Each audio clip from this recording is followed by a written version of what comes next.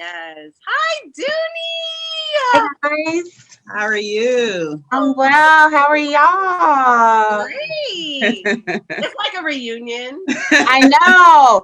The last time I saw Taleah was like a few years ago, I think, at a hair salon, right? At Walkley's Yep, I walk these. in person. But Ebony, I don't know when the last time I actually saw you in person was. I don't think it's been since I was in school. That's Wow, that's a long crazy. time. That That's is a long very time. long. And I know it's always been through social media. Yeah, that's how we keep in touch. Yep. Crazy. Aww. Coming on with us tonight. Thank you for asking me. I was like, y'all want me? The thing is, though, people, I think when it comes, again, to Mind Your Mental Mondays, it's really kind of like anything goes because it all has to do with just your mental stability or just how you handle your day to day. And it's literally, it's another word of saying mind your business, but you're minding it by, taking care of yourself. So at the end of the day, what you do, which I know I'm going to allow you to introduce it, what you do is amazing too, because a lot of people don't understand when it comes to self-care isn't just about resting or relaxing. It's a number of things to make sure that is included with your mental health and everything that you do to feel good about yourself. So without further ado, Dooney, please introduce yourself to everyone that is watching. I'm a Dooney. Let me see. What do y'all want to know? I know we talked about this on email. So what do I say? Start from the beginning. Start what you went to school for and how everything was led to where I'm at. Yep. Thank you. All right, Taleah. So I went to Temple for undergrad, and I got my degree in chemistry, and then after that I worked at L'Oreal for a couple years as a formulation chemist, and then I went back to school.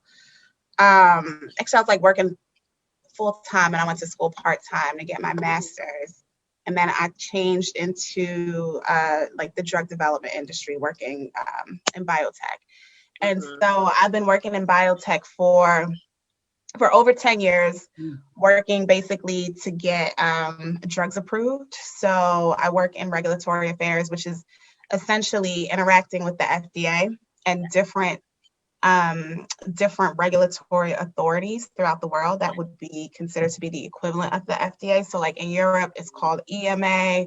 In Brazil, it's called Anvisa. Like every country has their own, regulatory body. And it's really working with them, presenting our data, and basically like guiding the process for getting a drug approved so that patients can have these therapies. And I work in rare disease, which is a drug that, a disease that affects 1 in 200,000 people. So it's called an orphan disease or a rare disease. And a lot of the time, big pharma ignores these diseases. So the company that I work for and that I've been working, I haven't worked for the same company for, 10 years, but my time being in drug development has always been focused on rare disease because it's really helping patients that don't have an alternative, treatment.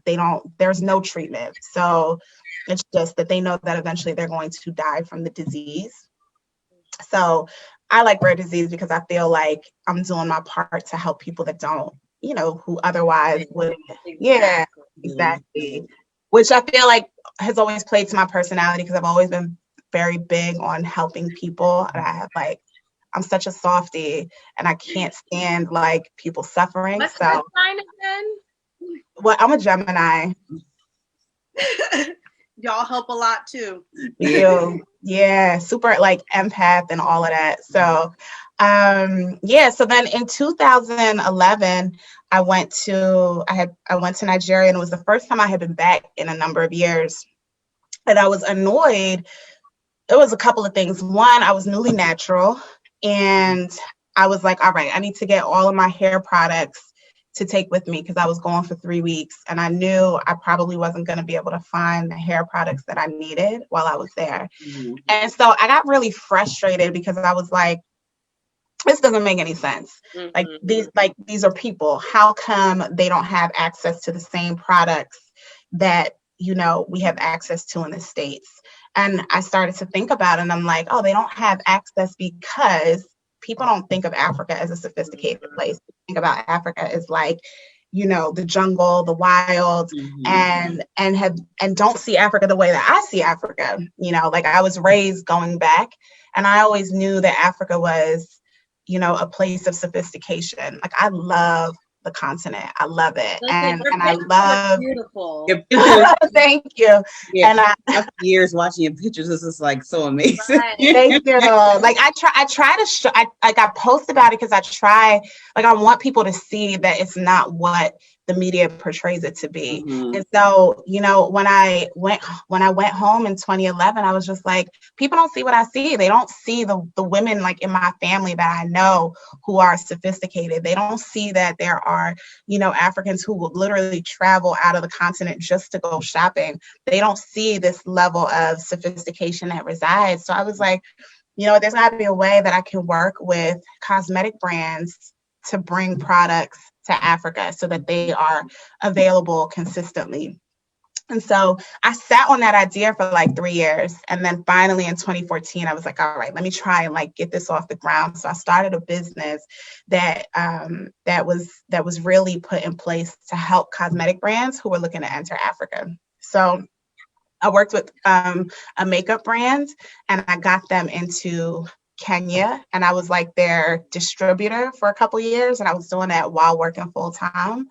And then I got burnt out with it because it wasn't really what I wanted to do. It was like super middleman. And I was like, I wasn't trying to be a middleman. Like I felt like I was just processing the orders, but that wasn't exactly. You see what I'm saying? And I really wanted to educate brands. I wanted to work with multiple brands, educate them. And I really just wanted to be the connector. Like I didn't want to, like, I don't like the mundane stuff and like the monotony of things. I'm like, I'm not trying to be stuck in Excel sheets all day. Like I'm really trying to interact with people, So I took that back and I was like, all right, let me try and like resurvey the land. Like, let me relearn what's going on. The market has changed. Africa is evolving all of the time. And I was like, let me figure out what my new shtick is going to be. So 2018, 2019, I really like just relearned what was going on in the market, like what was going on in Nigeria, what was going on in Ghana. And by this time it was so different, right? Like social media was completely different. The rise of influencers is different. The development happening on the continent was different. So everything was different from when I started in 2014. So I re-strategized, and then I launched my business again early last year in Ghana. And business again? Oh, this is House of AREWA. Yes. Yeah. So you asked me to explain that. So House AREWA. AREWA is the Yoruba word for beauty, and Yoruba is the tribe that my family is. So it's the language that we speak, in Nigeria. And so the business is essentially called House of Beauty, which is like, it's a business matchmaking service. Right. So if a makeup brand says they want to move into Africa, I meet with them, talk with them, and then figure out what distributors on the continent are right for them and make the introduction, or what retailers are right for them. And I help them. Yeah. And try to like teach them. Like it's more than just connecting, but it's actually like teaching them, like being like, okay, this is like the landscape in Africa. Like all, we're talking about a continent that's comprised of 54 countries. They're all different. So what you do in Nigeria is going to be different from what you do in Ghana. It's going to be different from what you do in Kenya. So on and so forth, right? And a lot of people don't realize that. They kind of look at Africa and it's like, oh, it's just Africa. And it's like, there's a lot of differences. Yeah, there's a lot of differences. How you do business in one country is going to be different, right. Going on. So all this really started because you were traveling and you knew that you just didn't have these products, and it was like, you know what? Yeah.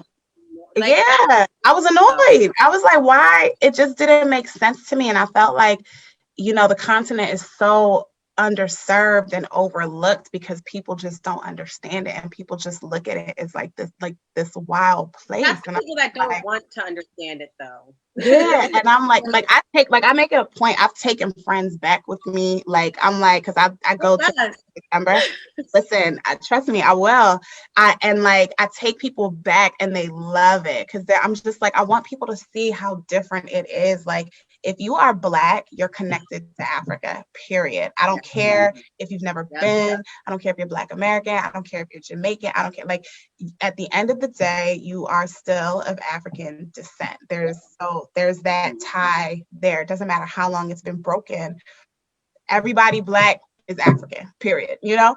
So so I started the business back up, and then COVID hit, right? So like I had brands lined up that were like, oh yeah, we're ready to go.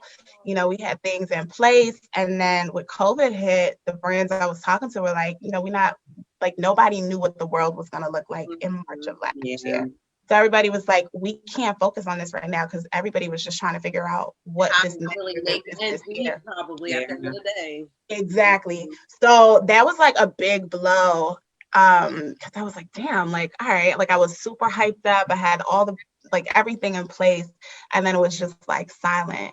So I was trying to still figure out how to like provide information that was relevant, because one of the other things I realized was nobody was talking about business in Africa, period, in terms of like the cosmetic industry. And when I say cosmetic, I mean skincare, makeup, everything. Yeah.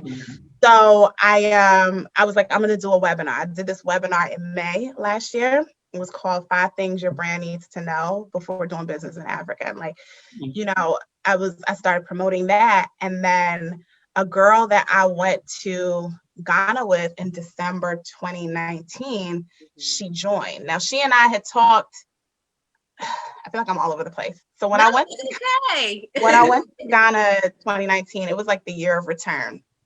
So it was like everybody was going back. So it was beautiful. Like I had like everybody, I feel like everybody I knew from different parts of life were in Ghana. It literally felt like it was New York City on a Saturday night. Like I was gonna cry. Like just everybody in the streets. Like, and I spent a lot of time in Brooklyn. It felt like we were in Brooklyn. Like literally, that was the vibe.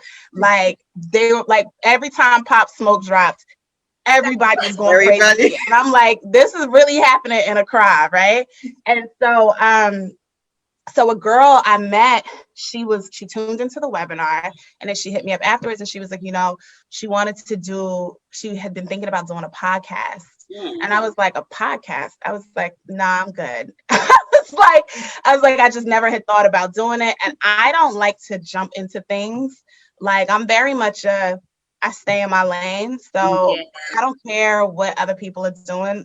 There could be 1,000 people going to the right. If I said I'm going to the left, I'm going to the left. If I'm the only person walking down the left, then so be it. It's going to be me doing 1,000 steps on the left-hand side. So I was like, I don't see how doing a podcast fits into anything that I'm doing. And I thought she wanted to do product reviews. And I was like, I don't got time or money to be spending on product reviews. And if I'm being honest, I don't really have the desire to teach people, you know, what to do. Yeah, I was like, I'm not a makeup guru. I'm not like any of those things. Like, I'm the girl who knows just enough to like get by when I need to. Right? I was like, I'm not like, you know. And she was like, but you know, I want to talk to like brand founders. And she was just basically like, there aren't any Black women really who are talking about beauty. She was like, and we should be shedding a light on the fact that there's African beauty, and that beauty is not just Western beauty and K-beauty. And when she said that, like a light bulb went off, and I was like, oh, I get it, you know? And I was like, okay, this is actually very much aligned with my whole desire to shed light on, you know, the continent, and more importantly, just like support Black women, which I feel like is always at the backbone of the things that I do. Yeah. So I was like, okay, I get what you're saying now, you know, like, and I do want to be a part of helping to reshape that narrative, even in terms of what beauty looks like, because she and I, we consider ourselves lazy beauty girls, like we're very lazy, you know what I mean? Like The only reason why I have lipstick on right now is because I had to record something before, you know, and then and so I have my clip-ins, and trust me, these are coming out later. You know what I'm saying? Like No, I'm playing too. I really don't do a lot. Like, Mhm. and I truly like what I look like when I look in the mirror. So everybody's gonna get whatever they get at any given time. Yeah. It's just what it is. Appreciated. Yeah, like if I got a twist out, you're getting a twist out. Yeah. If I got a fro, you getting a fro. And like whatever I got to give at any given moment, that's what you're getting. That's what you're getting. That's it. Yeah. Yeah. So I was like, all right. So we put out our first episode on Juneteenth last year, because we just thought it was really like symbolic. Yeah. And so we just been rocking since, you know, and we're gearing up. What it's doing for y'all now. Yeah. Yeah, thank you. Yeah. So we've been on hiatus since October, but our new season starts this Thursday, which we're really excited about. So we got new.